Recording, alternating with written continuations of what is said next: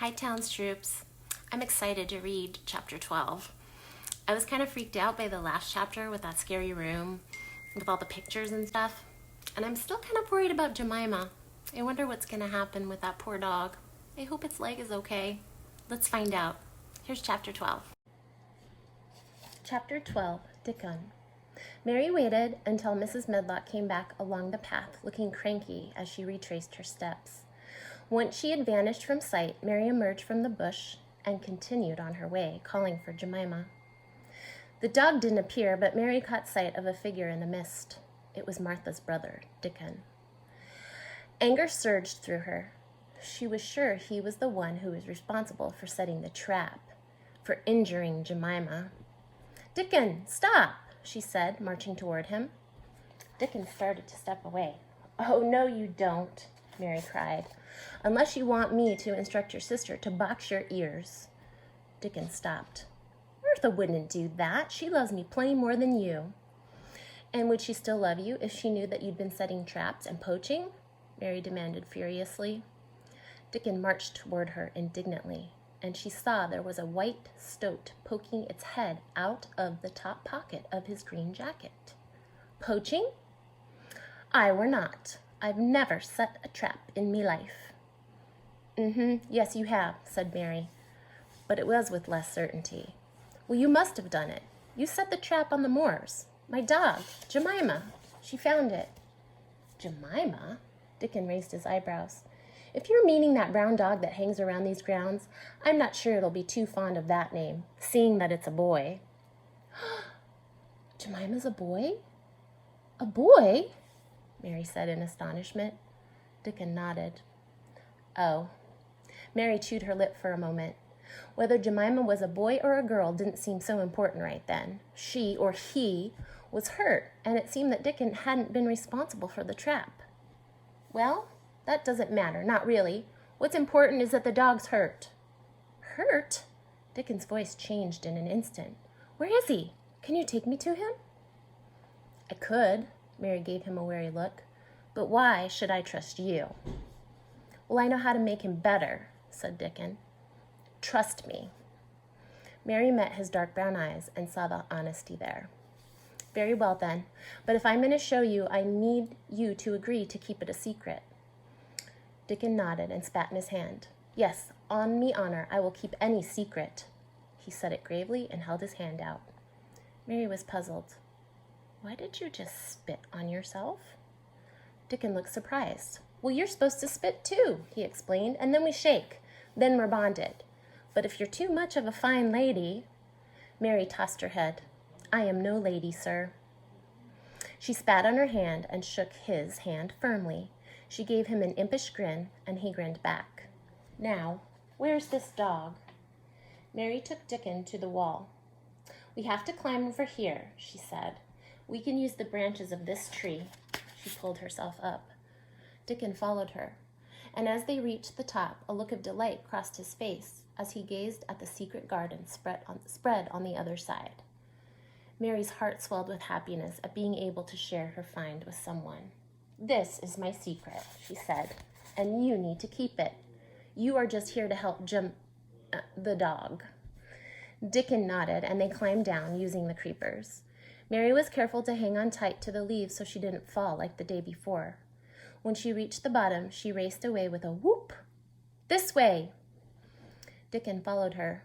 They charged through the trees together until they burst into a clearing, and Mary stopped to grab her breath. "Look at this place," said Dickon, turning around in delight. "There's a badger's set." He pointed to a bank with a large hole in it. "And when the spring comes, there'll be rabbits and squirrels, hedgehogs, stoats, and voles. Foxes, too." His eyes shone, and Mary loved seeing the excitement on his face. She couldn't wait to show him the rest of the garden, but first she had to find the dog. "Jemima," she called. She gave Dickon a slightly rueful look. "I suppose I'll change his name later." "Well, let's get him mended first," said Dickon. "Jemima," Mary called again. She sat down and took a piece of Spam out of one of her sandwiches and threw it on the ground. There was a sudden rustle, and the dog appeared on 3 legs from a nearby bush. He grabbed the Spam and looked warily at Dickon. "Hello, fella," said Dickon. Mary took out some more Spam, and the dog limped toward her. "How did you get here?" Owner not come back from the war? Is that what happened?" Dickon said softly. The dog stared at him, still wary. "I'll do you no harm," said Dickon. He glanced at Mary. "Can you get him to come to you?" She waved the Spam, and the dog approached her.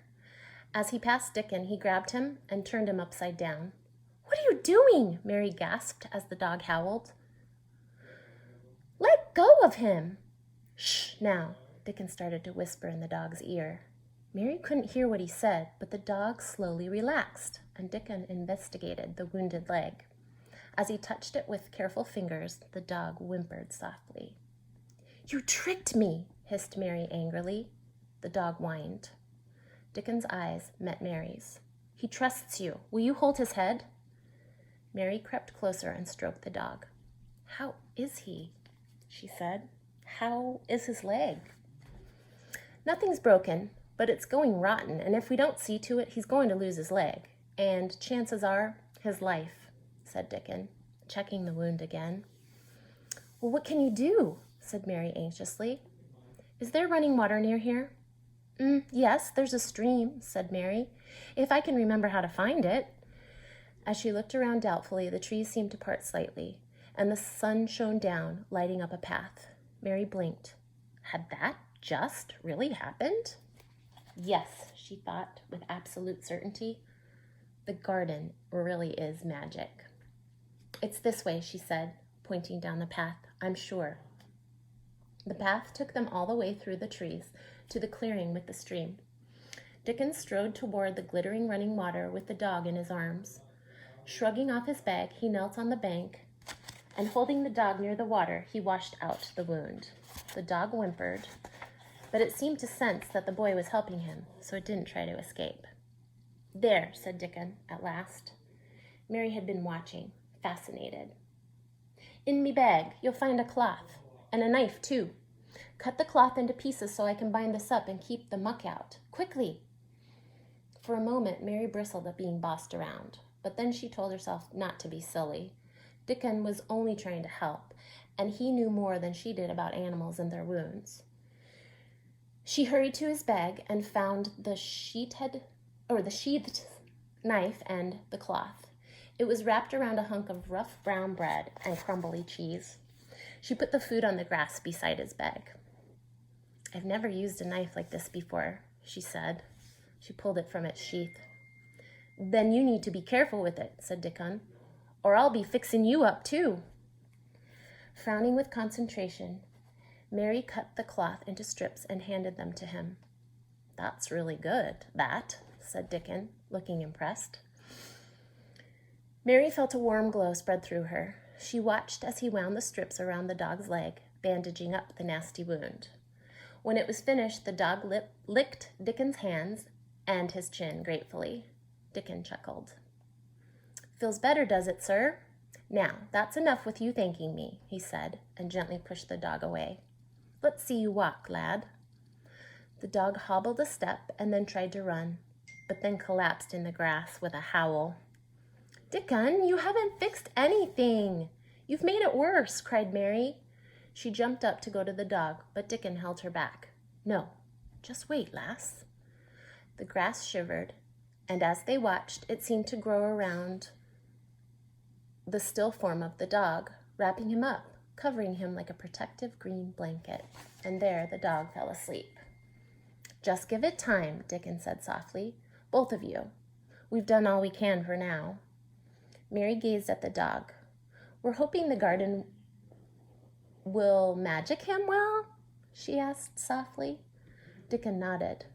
"Come the morning, we'll have the answer." He looked grave. "Let's hope it's the one we want."